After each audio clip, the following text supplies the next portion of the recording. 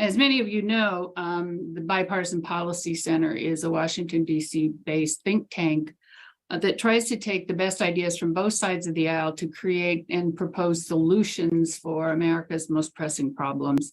And obviously, as I've said on many of these webinars, there's nothing more pressing than childcare to America's families, and in particular, infant-toddler childcare, which has always been at a premium in our country. So what we're going to do today, the topic is the second in a series that we've been doing on the Early Head Start Childcare Partnerships. And this program is put on in cooperation with the Children's Equity Project at Arizona State University and Start Early in Chicago. And what we really wanted to do was focus in on the role of states in these partnerships. The partnerships, as some of you know, were formed in 2019 when Congress appropriated $500 million to set these up. We funded in that first year 275 grants. Of them, 7 were state grantees, and we were very interested in and supportive of trying to figure out how these partnerships could help states understand both Head Start and childcare. So what we're going to do today is walk through a roadmap for states on how to invest and implement partnerships. And we'll be hearing from 3 officials from 3 different states, Alabama, California, and Georgia, and they will discuss the lessons that their states have learned and the successes that they have experienced. So without further ado, I'm going to introduce my friend and colleague, Chantel Meek, who will walk you through the roadmap and some recommendations, and then we'll move on and talk to the 3 people from the states who have actually done this work. So Chantel, I'm going to turn it over to you. Thank you, Linda. Thrilled to be here with you and with our great colleagues at these states to talk a little bit more and continue the conversation from the first webinar on the Early Head Start Childcare Partnerships. So I'm going to jump right in and just provide a few slides and a little bit of framing at the top that will go over one of the briefs. We published 3 of them. The one focused on really states and how states can kind of invest and align with the Head Start model through the Early Head Start Childcare Partnerships. So we know that research tells us, lots and lots of research, and I probably don't have to say this with the folks in the room and in the audience today, but we know that high quality early education is associated with a whole range of positive outcomes for young children. Developmental outcomes across every domain, pre-academic and then academic outcomes later in life, and a range of additional pieces, right? But we also know that kids need more, right? When we think about early care and education, it's more than the pre-academic piece that we often focus on as a field, right? We know that kids need access to nutritious food, and we know that they need access to healthcare, right, on a regular basis, and mental health care and mental health support. We know that they need stable housing and healthy, economically secure families, right? We need kids, we kind of need those enabling conditions more holistically, right? And early care and education can kind of be part of that and the connector to various of these pieces when we start to think about quality in a more holistic way.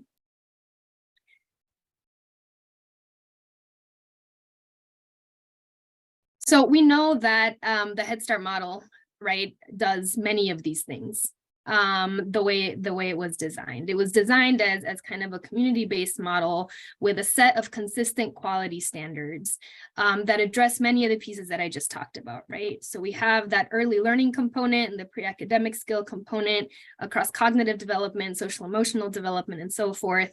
But we also have a whole lot of other pieces that go along with the model as more holistic, including, required access to mental health support and mental health consultation, developmental and behavioral screening, nutritious meals. Part of the really unique part of the Head Start model is also the role of families, right? And the core and leadership role that families take in the program in across parent advocacy and parent engagement, and then also connecting families to services that they may need, right, to meet their goals and to meet their desires for their family, whether that's job coaching or job training or support with housing or support with nutritious meals, connections to WIC, connections to their health insurance, right? All of the things that we need, again, to set those conditions for a healthy family holistically. We also know that there are various pieces within the Head Start model that are baked into that model that really advance equity, right? We know that, for example, for dual language learners, the Head Start model kind of requires access to bilingual teachers, right? And instruction in the home language if a certain proportion of kids share the same home language. We know that expulsions aren't allowed and that there's big limitations on suspensions. We know that mental health consultation is required. We know that inclusion of kids with disabilities is a core part of the model, which is not something we can say about childcare in a lot of pre-K across the country, but it actually predates IDEA, right? The preschool part of it in serving inclusive, delivering kind of services and inclusive settings for kids with disabilities. And we know that there's been lots of research done over the decades on Head Start. Most recently, we know that a study came out, I believe it was last year, looking at intergenerational effects of Head Start and finding a whole range of outcomes in the children of Head Start graduates across, again, a wide array of outcomes, health outcomes, educational outcomes, and other social outcomes. So, part of what we're trying to do with this series and with our work on the Early Head Start childcare partnerships is really try to look at Head Start as a replicable model, right? Not as this kind of federal program over here that's kind of in its own silo, but really as a model that we can begin to take and replicate across the various other parts of the ECE system, pre-K, childcare, as is the focus of today's conversation, and so on. And so our vision is really what would it be like, right? If every kid who walked into an ECE program received, right, this consistently high quality experience that was designed to provide individualized learning services, but the whole holistic array of supports that we know many kids need, all kids need, some kids don't have, right? When they walk into the classroom. So the Early Head Start childcare partnerships are one kind of concrete way to do that, one existing federal funding stream to do just that, right? We know that, as Linda already mentioned, they were established back in 2014, competitive grants, and they were open to states because, as we know, Early Head Start is already, has always been open to state grantees. So we published kind of 3 briefs, really trying to outline and capture different dimensions of the partnerships to showcase the good work, and then really to try to continue to move the field forward in expanding, enhancing, improving the partnerships from an array of areas. And so that last time we kind of focused on the partnerships and recommendations across all levels of government, right? Congress, federal agencies, HHS, which oversees the program, and states to really start to build and expand the partnerships. Today, we're focused on that second brief, which is the state roadmap. That really starts to detail really a number of considerations that states can take if they're interested in starting to build and invest in or expand Early Head Start childcare partnerships in their state, but they haven't taken that first step yet. So just a few, I would encourage you to check out the full brief to read all of the details that are in there. We don't have time to go through all of them today, but I will touch on a few of them because we want to save most of the time for a robust conversation with our amazing panelists today. But really the considerations that we outline here, right, are identifying a funding stream to start, right? Your needs and different mechanisms for how you're going to get the money from the state to the providers. And states have done this in a number of ways, and I'm hoping we can touch on some of that during the conversation, right? Some have done it through a grant, right? A grant or a contract type model, where you grant or contract directly to providers to operate these programs if they agree to meet the Early Head Start standards. Some have done it through the subsidy system, right? And increasing the subsidy rate for those involved and agreeing to meet those Early Head Start standards. And there's a variety of ways that states have done it. So that's kind of the first piece, is identifying where that's at. The other piece, the second piece, is really developing your own kind of roadmap for how you're going to get to full implementation of the Head Start model. As we know, the Head Start model, it's the most robust set of standards that we have. It's the most kind of consistently high quality set of standards when we compare it to many other state pre-K models or childcare licensing, certainly. But it's a lot, and we know that we can't get there overnight, right? And so what are those key dimensions of the model, right, to start, that really affect kids and families, that really have a big impact on kids and families? And then how do we build from there on out to get to full alignment eventually? The next piece is really, there's a really big workforce piece that's embedded into the Head Start model, that's embedded into the partnerships, and that we've seen just amazing progress over the course of the, I guess, almost 10 years the partnerships have been around. Purchasing CDAs for providers, supporting providers in getting BAs or AAs past the CDA, coaching, mentoring, trainings. There's a whole array of workforce support systems. And so really identifying a backbone agency or a type of hub model, right, that would be tasked with providing that infrastructural workforce support for the providers who are involved in the partnerships. The next piece is really thinking about the state infrastructure, right? Where will the partnerships live? We have a few different examples on the call today of what that looks like at the state level, but it looks differently in lots of states. Would encourage you to check out that governance report that BPC recently released for more on that piece of it, and looking for that administrative home. And another part, which I also hope we touch on today, which is a really kind of important piece of why states, right, should really be thinking about aligning and adopting early Head Start partnerships. It's because there's so many other policies within the ECE system, particularly in childcare and pre-K, that the state has purview over, right? And so there's this opportunity to start to align policies at the state level to make it easier for families to make it consistently a kind of a high quality system for families across the different dimensions of the program. And so in the report, we go into lots of different examples like eligibility and enrollment type policies, continuation of services, workforce requirements, and other kind of policies that states often set for other parts of the system. So I think that's my part. To just set a little bit of the framing. So Linda, I'm gonna hand it back to you, and I think we'll tag team the conversation with the states. Right. Well, thank you, Chantel, very much. And that was a great overview. And by the way, we're already getting some questions, but what I wanted to remind the audience of is that we will be taking questions throughout the session, and you can actually put your questions in live chat on YouTube or on Twitter using hashtag BPC Live. So encourage you to do that. We've got a few already, which we really appreciate. So we're going to move on now to the panel. And I think we have 3 panelists. And I want to just say that we will be posting the bios of all of the people on this webinar in the chat. But just so you know, the 3 panelists that we have, and I think we have a slide up on that one, that shows our 3 guests. The first, Bentley Ponder from Georgia, Sarah Neville Morgan from California, and Barbara Cooper from Alabama. And I'm going to start with Barbara, who basically, Barbara, you're down in Alabama, and you were one of the original, the Alabama was one of the original states to get a partnership.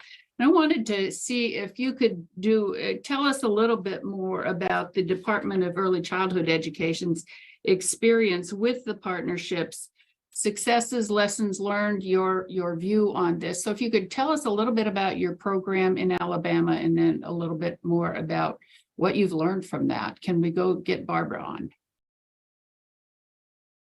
There she is. Thank you so much, Linda. The Alabama project is actually a partnership and interagency agreement created by the Department of Human Resources with the Alabama Department of Early Childhood Education to actually provide these educational services component that aligns with subpart C of the Head Start performance standards. I also have the pleasure of serving on the EHS-CCP governing committee, so have an opportunity to learn a lot about how we can continue to have this strong partnership. The Department of Early Childhood Education, as many of you probably know, has experience with quality early learning through our first class pre-K program. And through our partnership, we are able to support EHS-CCP in providing high quality early education programs and services. The Department of Early Childhood offers support in the areas of teaching, curricular, screenings, assessments, and the learning environment. All educational services are evaluated closely and maintained with data collected both qualitatively and quantitatively to help guide the decisions around determining the levels of support that continue to be needed in the EHS-CCP programs. The project has 16 coaches, 6 quality specialists, a mental health consultant, as well as a strong mental health team that provides support to 46 center-based classrooms and 32 family child care classrooms statewide. The program serves 566 children annually, 0 through 2. In the project, we have these 6 program partners that have contracted with the Department of Human Resources to, of course, oversee the day-to-day processes in each of the classrooms. The Department of Early Childhood, however, supports the staff, the teachers and administrators in meeting the educational requirements again. These coaches actually visit the classroom at least twice a month, working with the teachers on the SMART goals that the teachers have established for themselves. The quality specialists visit the classroom at least twice a month to ensure that staff are fulfilling the requirements of Subpart C, and they all meet with the directors to provide classroom updates and suggestions for areas of improvement. The mental health team, of course, supports classrooms that have referral-based or challenging behaviors in the classrooms. We complete a variety of assessments and screeners throughout the program year. You asked me to also just speak kind of briefly to some of the lessons learned. We have continued to be focused on continuous quality improvement. One of the big successes there is the work that we have done with our coaching model, the work we do with school readiness goals that come right from those core assessments. We have a CDA tracker that helps us to really understand where our teachers are currently in the process and to be able to provide that individualized support to push more teachers and support more of the teachers through the CDA. We also continue to work on addressing those mental health concerns. That's been a major one for us throughout the pandemic, to work with teams of teachers to try to keep staff turnover down so that children would have that continuity of care that we know is so critical in the development of our young children. Okay, well, it sounds like Alabama had a pretty good experience, and we'll dig into that a little bit more as we go on. I want to move now to Sarah. Sarah Neville Morgan is the Deputy Superintendent for Opportunities for All Branch at the California Department of Education.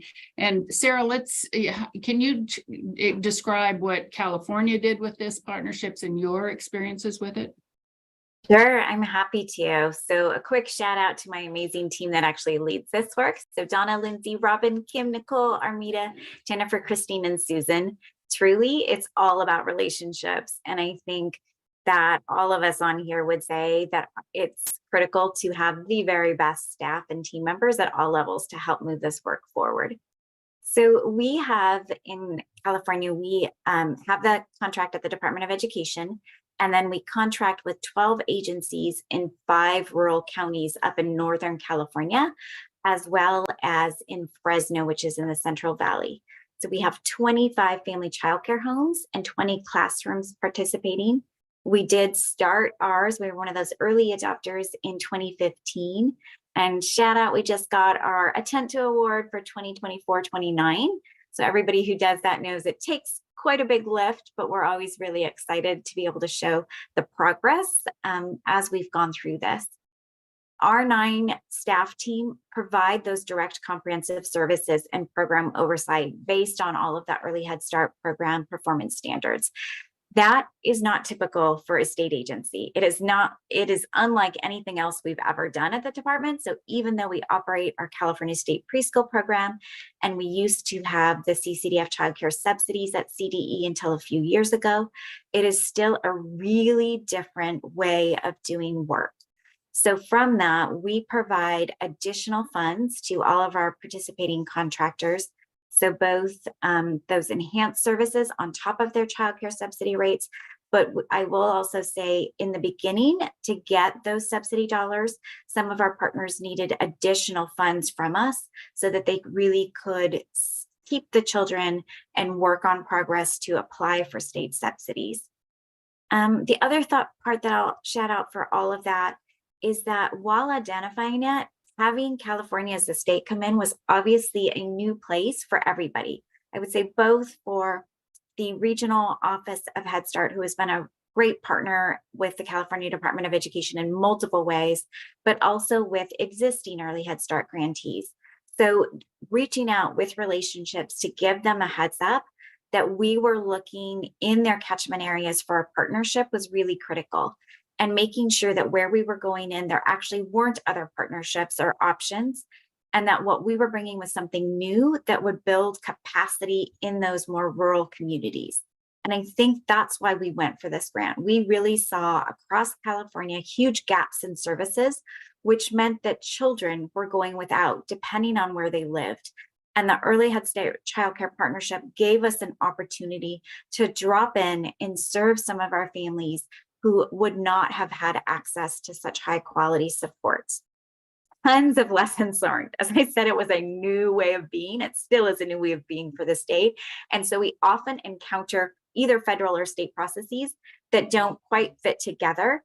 So for example, we have a state budget process in California where the legislature actually has to adopt any federal funds coming through. They have to be incorporated into our state budget, approved by the legislature, and then go over to the governor for signature. That meant it took us 9 months after getting the award to be able to use any of the funds because of our state budget process, and then to go out with contracts. So all of that takes time. And I think a public service piece is it always takes longer and costs more than you think. So just hiring, doing contracts, getting the funds able to go will take quite a bit of time. And then ensuring within CDE that we had the staff with those specific specialty credentials. State service has a really structured way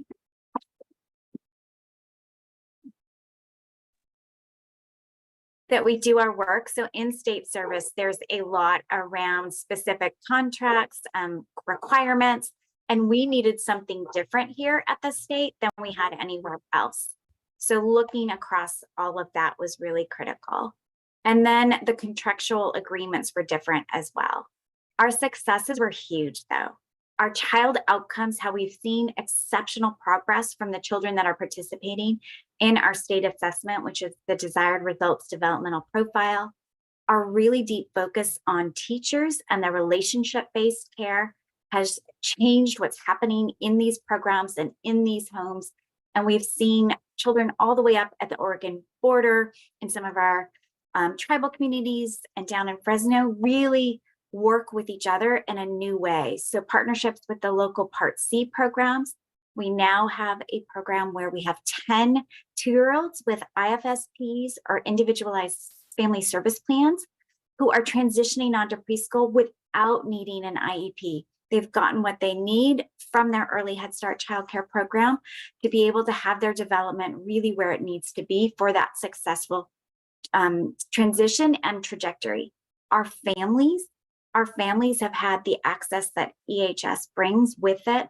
So not just high quality care, but that ability to have partnerships and leadership and really learn and be supported to advocate for their own children. So the policy, how they participate in that, their attendance at conferences and community trainings, all of those levels around a Head Start program that weren't available previously for them. So we know we had one father who was just voted in as our policy council chair, and he's really said that his respect and the power of this grant is the impact it's made on his children and then him as a strong parent leader. So those engagement rates are really critical as we look at the success for all this. Addressing suspension expulsion.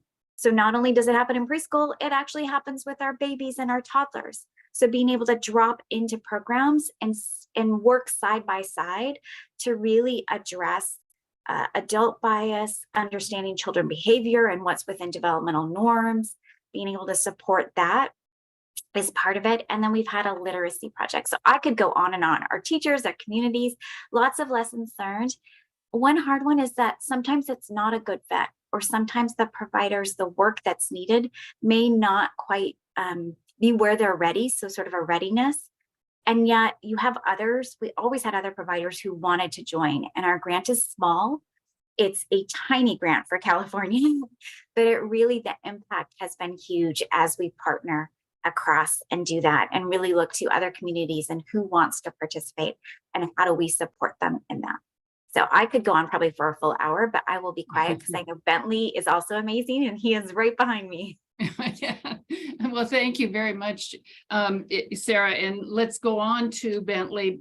For those of you who don't know Bentley Ponder, he is the Deputy Commissioner for Quality Innovations and Partnerships at the Division of Bright from the Start in Georgia. What a long title. Does that fit on your card by any chance, Bentley? Anyway, Bentley, you've been in Georgia for some time and managing and looking at these partnerships. What is describe Georgia's partnerships and then some of the lessons you've learned?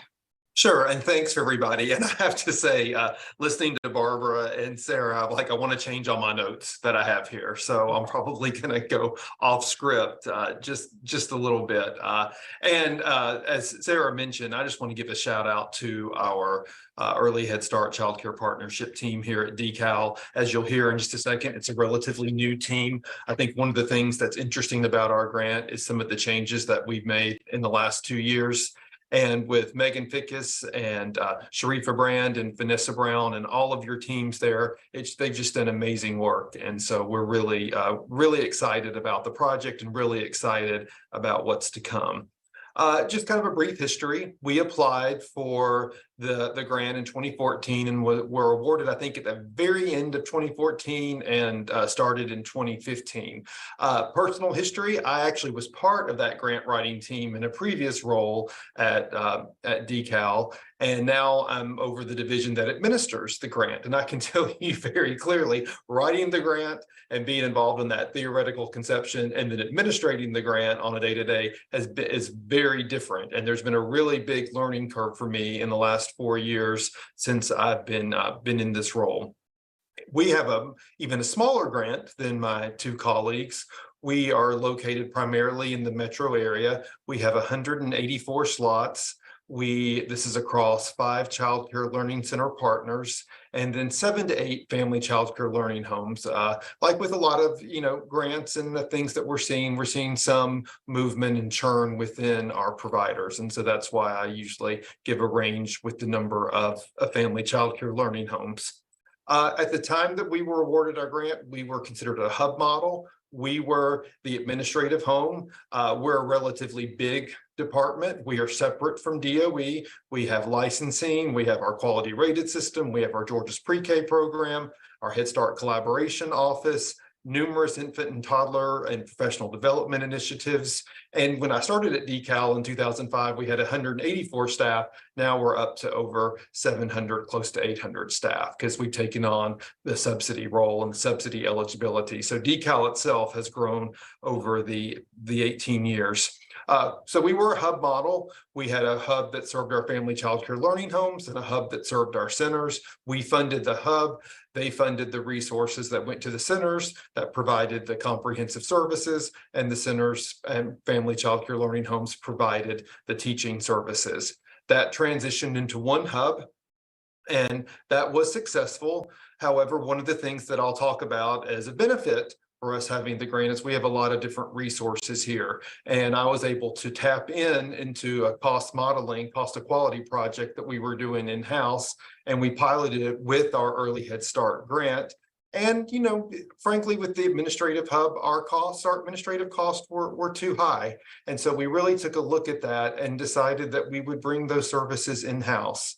So now I think for approximately the last 15 months, we've been, we provide the administrative services. The team has grown. So now we have 3 family support specialists. We have 3 education support specialists. We have 2 managers, a director, and then I oversee the division. So that's been a really big change. It's been a good change. We're already seeing some of the benefits with that. Change is not easy, so it takes a while. And of course, kind of echoing some of the things Sarah said, when you're at the state level, I mean, then you have to deal with state hiring policies. And I've yet to hear of a state that can hire quickly. And so it takes a while to build up those teams. Some of the benefits that I really see from states being grantees was, one, there was just some infrastructure we were able to tap into with this grant, still able to tap into. Right now, we're offering a CDA program through our professional development division, using the infant toddler class, and that's going really well. We also, as I mentioned before, have a research and evaluation division that's been able to help and do our community assessments and our self-assessments. But it's also, by having this grant, we're also strengthening the infrastructure itself. So, it's, as a state agency that oversees pre-K, there's differences between pre-K and Head Start, and having that alignment, having that connection that this grant brings at the state level has been really beneficial. It also has us working more directly with some of our local early Head Start grantees, both our local early Head Start Child Care Partnership grantees, but also our early Head Start grantees and our Head Start grantees, and that's certainly been a positive. I've seen a big positive in us being on the ground, providing those direct services. I'm hearing things about our grant and both challenges and benefits by having staff that are in these programs. I mean, our staff are in each program, at least once a week, if not more than that. And they're working directly with those families, directly with those teachers. And that's giving us not only a great window and view into what's going on to our programs, but what's going on in general. I think we're all experiencing that since the pandemic, childcare is changing. Our workforce is having challenges that personally, I think were there, have just been really amplified through the pandemic. And we're able to understand that better, and then we can apply that to our other programs. And again, just being able to have that alignment, have that early Head Start alignment that can work with our subsidy program, that can work with our pre-K program, that's just been a really, really big strength. There are some challenges with this. Personally, I was telling Linda, I think earlier this week or last week, that, I would like more states to be Child Care Partnership grantees. I think that would help in the relationship with the Office of Head Start and the Office of Child Care to bridge those state systems. And I think it would be a really big benefit just across the board to have more Child Care Partnership grantees. Eligibility is a challenge. The eligibility for our early Head Start program is different than the eligibility for our subsidy program. And with partnerships, you're required to have those CCDF dollars. So that does create some challenges. Actually, having our family support staff from DCAL now embedded in these programs is helping with that. But that has been a challenge. And like Sarah, we've had to give additional funds to some of our partners to help in meeting that, because it's just, having those different eligibility systems, it just creates some of the challenges. And then I would really also echo Sarah too, in just understanding state systems. And state systems are different sometimes than federal systems. And, we are literally down the hall from our licensing division. So our group that goes in and license our childcare programs. And that's been great. When we have had challenges, and we've certainly, gotten, glad that we have that resource. But, our licensing, investigating complaints, they have a process that legally we have to follow. And while that has aligned very well with early Head Start, sometimes there's, explaining what that process is has been a bit of a challenge as well. But like Sarah, we're seeing many benefits. We're seeing the relationships our specialists have with our families as just, just something that I haven't seen before. And that's been great. That's been great to see that. Been great to see how our specialists can really help our families tap into other resources. And, as we're getting our education specialist up and running, we're just seeing a lot of changes and benefits with our workforce. So again, we've been, changed our model, 15 months ago, still in the learning process with that. But one of the things that I've really appreciated with this grant and with our federal partners is the ability for us to evolve and for them to work with us in those changes.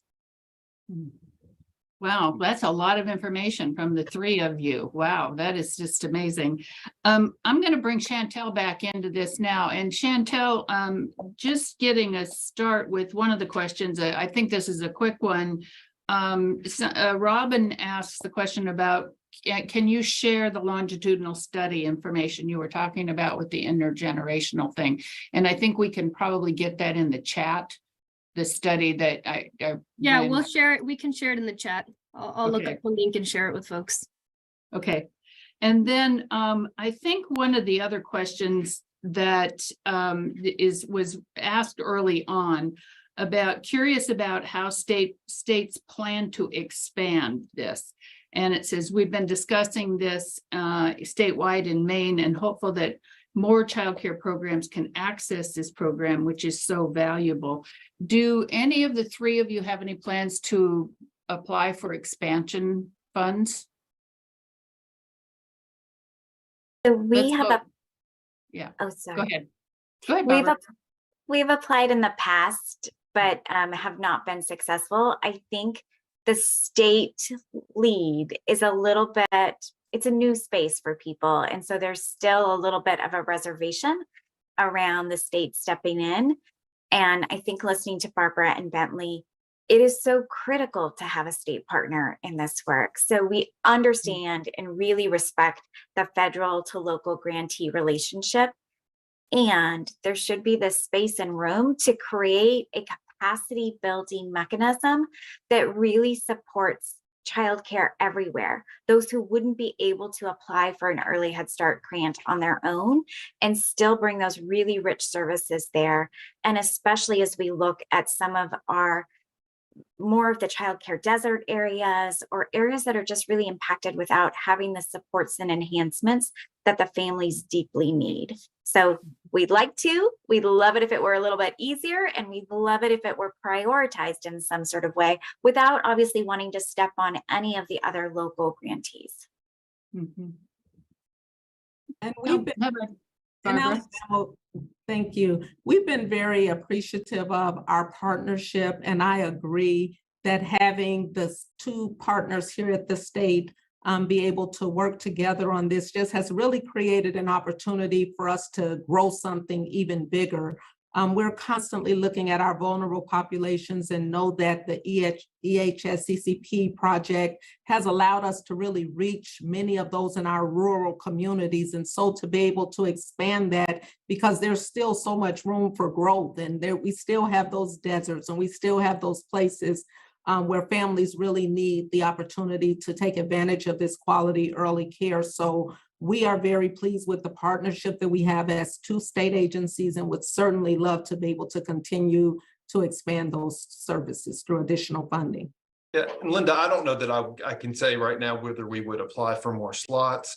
Where I'd like to see our expansion is with our partners and finding more childcare partners and using our quality improvement dollars to go in and work with partners and have them, work with them so they can be early Head Start ready. Because Sarah mentioned, it's a lift and it's different. And sometimes I don't think we've spent enough time on the front end with partners and then turn around and we have expectations on the back end. So I would really like to work with that. And I would also like, even though we're in the same agency, actually we're on the same floor as our subsidy program, it's a subsidy and licensing, is to strengthen that alignment there as well. And I think so often we've thought, okay, where does early Head Start fit? And then we'll add our CCDF dollars there. I'd like to spend more time looking at where do we have a lot of our CCDF dollars, where adding that early Head Start component could really be a benefit for those families and programs with a high amount of children who are on subsidy. So it's expanding, but it's just kind of expanding in a different way than you mentioned.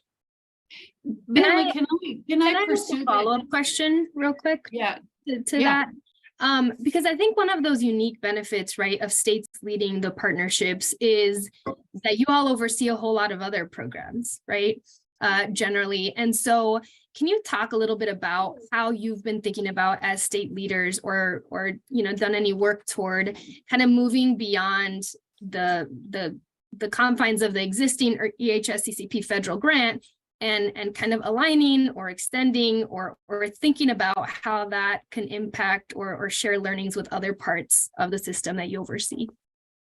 I mean, just for me, I would say it's, how do we provide and get more of our supports that we have through Early Head Start into more of our programs that I would say, that are either, I mean, with our quality rated system, may have gone down in a rating as they're being re-rated now post-pandemic, or with some of our programs that serve, again, a large number of programs with large number of children and families with subsidies. So it's, even though we're in the same department, the alignment's not always as clear. And, we have to make sure our subsidy program's not treating our grant different than other grants too. So that's something that you have to, that you have to consider.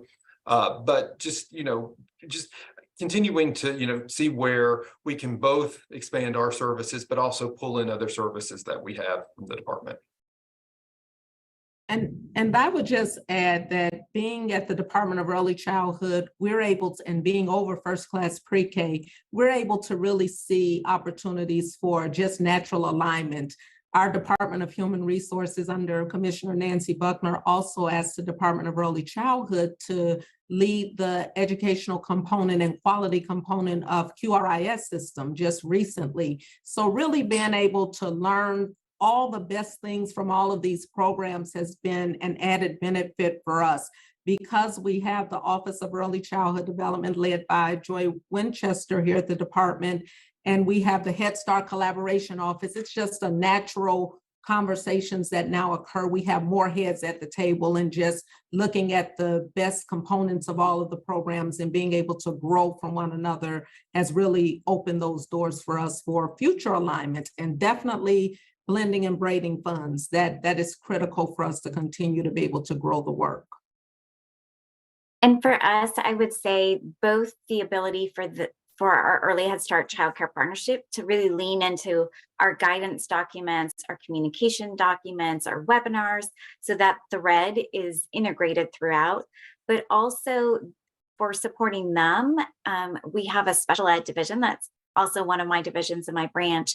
And we started a cross-divisional team to address inclusion early intervention.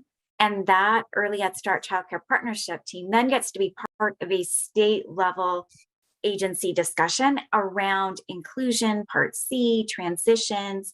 What do we need to work on more? What does our guidance lack? Like all of those pieces, that bi-directionality of both getting informed by that team that's working on the ground in communities and really has that early Head Start lens, and then getting the state agency component to work back and forth with. I think it's really critical, and the best way to move policy and to really do it in a way that isn't just sort of that ivory tower, but really community-based, is to have a bi-directional partnership. It really does sound like you all have that this communication within state agencies has been a real benefit to this program for all of you. Maybe I'm oversimplifying that, but I hear that coming through consistently. This is an interesting question from Alan. He said the word quality appears 63 times in the report recommendations for growing EHS-CCP. How will federal state funders ensure that quality assessments are used appropriate for family child care? And I think all of you have family child care in your models. How are you looking at the quality in family child care? Sarah, you're up on the screen. Why don't we start with you? Okay, sure. So both within our Early Head Start, so our team that does the Early Head Start Childcare Partnership has said multiple times that participating in this helps both the centers and the family childcare programs be ready to participate in our Quality Counts California and be ready for that higher level of an assessment from it. So used to the tools, used to focusing on adult-child interactions, using results and information to help guide their curriculum. All of those pieces have made it easier for them to participate. But then also that dialogue back to us, our part, we've had a shift. So over the past couple of years, we used to have much more of the system, and now we have mainly universal pre-K and then early Head Start. And so as we look at the universal pre-K and our QRAS block grant for our California State Preschool program, we do include family childcare. That is a piece of it. It is a piece of our program standards. And so there are elements that we look at that are a little bit different for home-based, but high quality needs to happen everywhere. So children and families need to have access to every setting type that they may go to, and those settings need to be supported to be the highest quality program they can be. And I truly, deeply would say that the Early Head Start Childcare Partnership is a fantastic way to wrap around and support the capacity and that really robust piece of additional family services, but additional professional learning, opportunities, coaching that the Early Head Start team also brings to the home or the center that's participating. Barbara, I know you have a fairly robust family childcare component. How would you answer that question?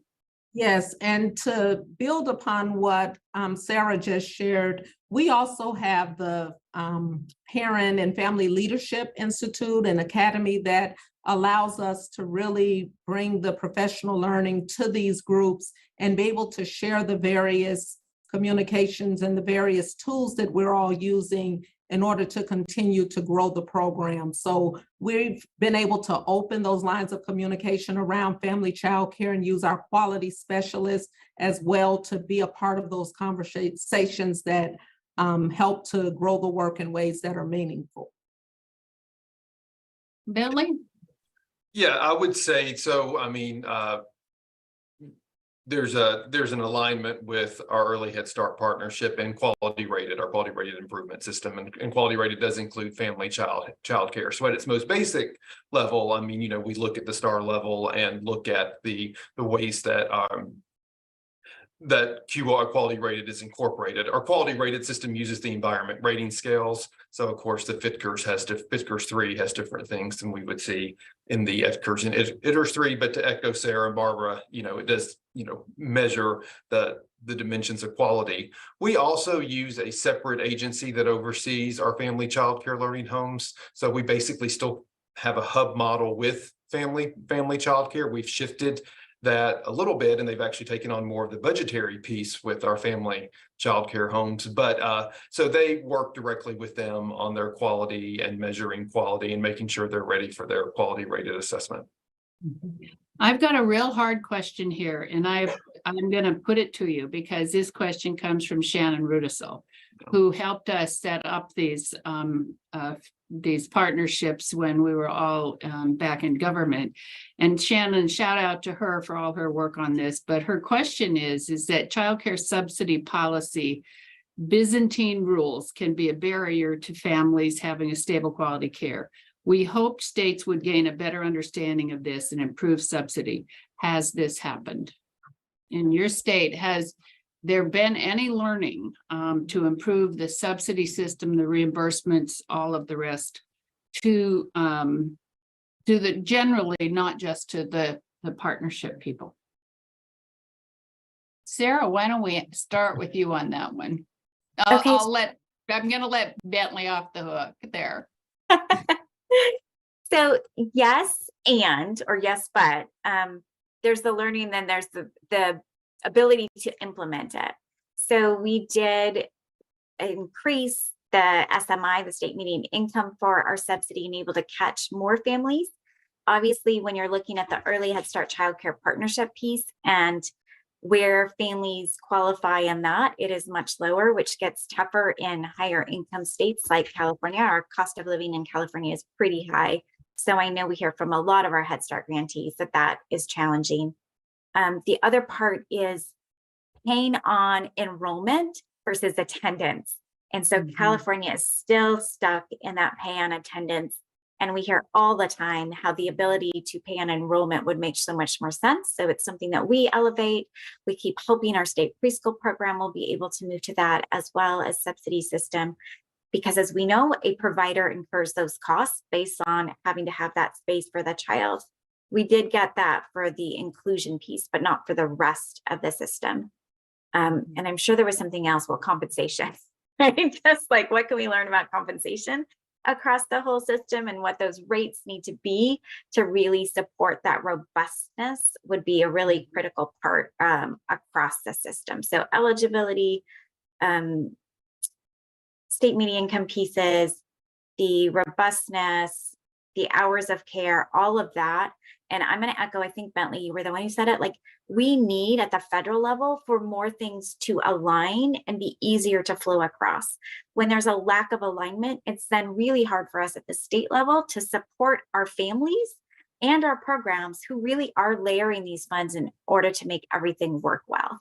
So the easier it is to layer and integrate and create a more seamless program for families, the better off we'd all be in the use of these investments. Bentley, did you want to make any comment on that? We have a lot of questions here, so. Sure, I'll just go real quick and shout out to Shannon. I remember answering many of her questions when I was at a separate meeting, and she realized I was part of the agency that had won a child care partnership grant. So good to hear from her. I would say our subsidy system has gotten more tentative. I don't know that I can honestly say it has to do with being an early Head Start child care partnership grantee. I think, you know, our subsidy system has changed over time. We now have a family support division that we didn't have when we received the grant. I would also say that with the COVID-19 relief funds, that the CARES Act, CRSSA, and American Rescue Plan Act, we've been able to do a lot of things with our rates and compensation with those funds. And I think, we're learning a lot from that, and we'll learn a lot when that funding ends, unfortunately, too. So I think that's where we'll see a big part of what we know about rates and compensation, and we're doing some stuff behind the scenes to mediate that. But I think we are worried about the cliff effect with that. Yeah. Shannon or Chantel, is there something else, anything else you want to ask right quick here? Where I'm looking at the clock and we have room for a question.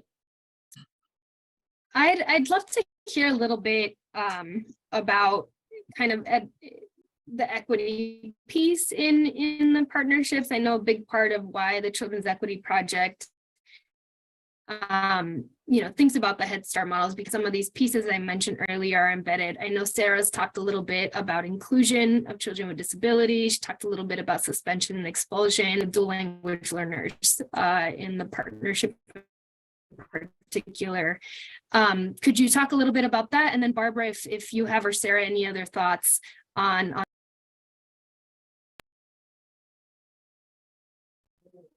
Thank you.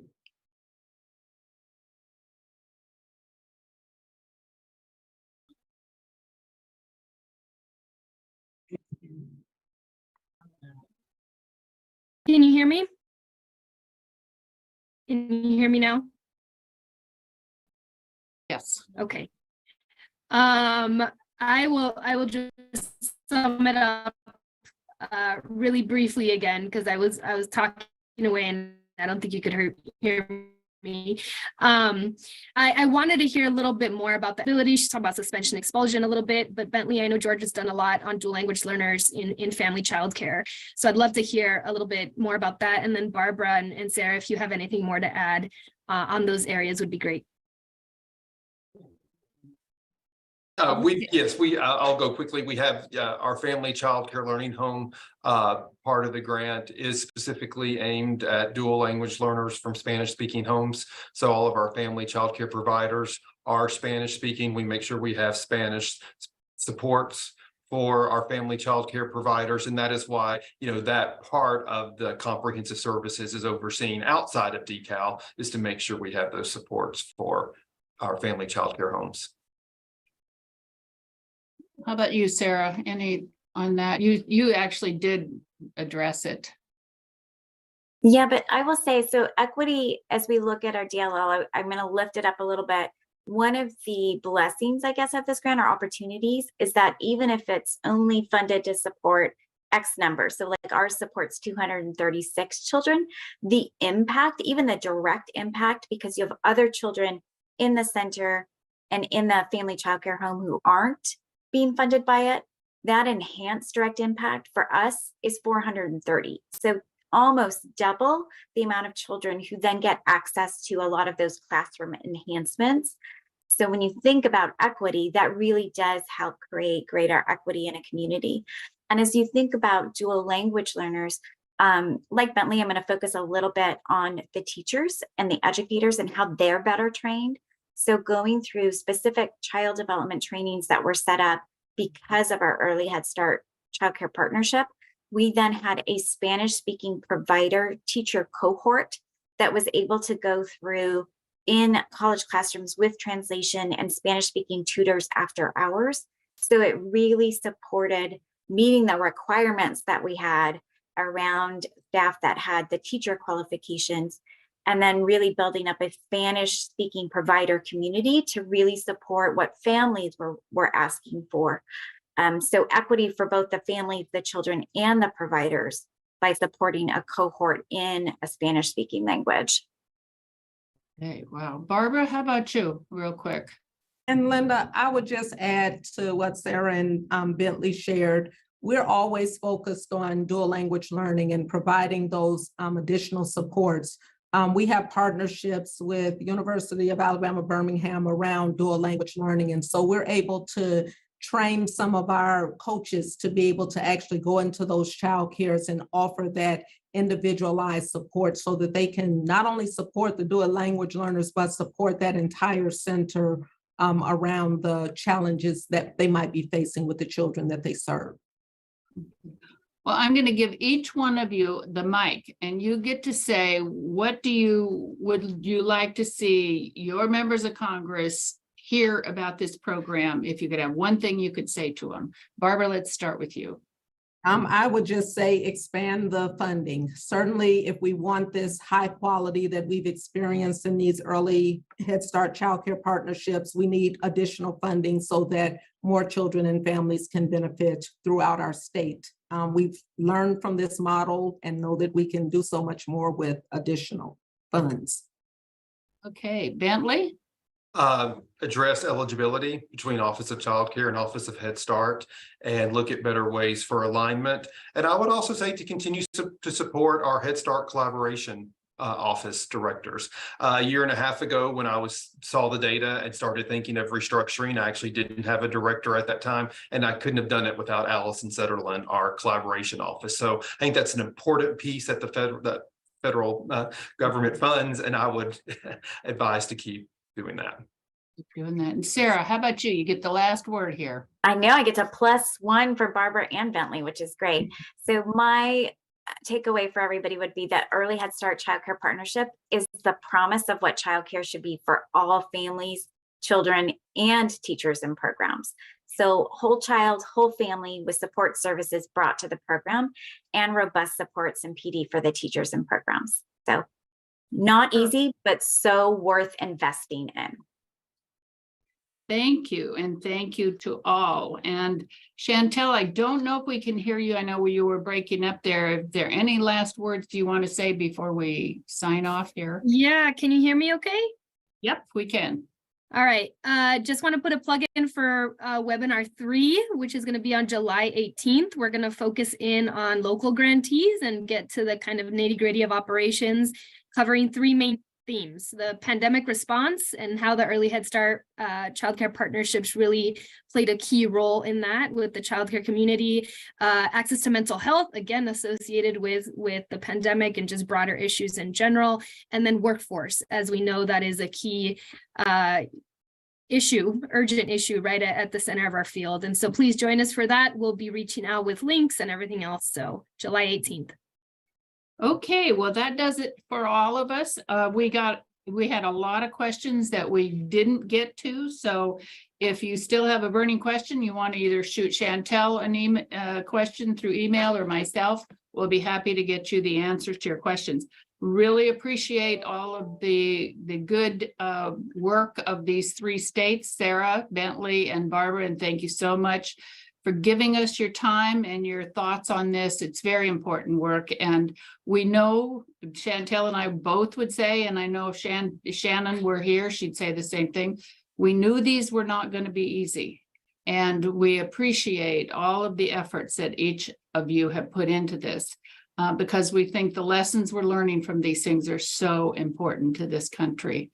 So thank you again, and we'll see you in July. Good Thanks. seeing everybody.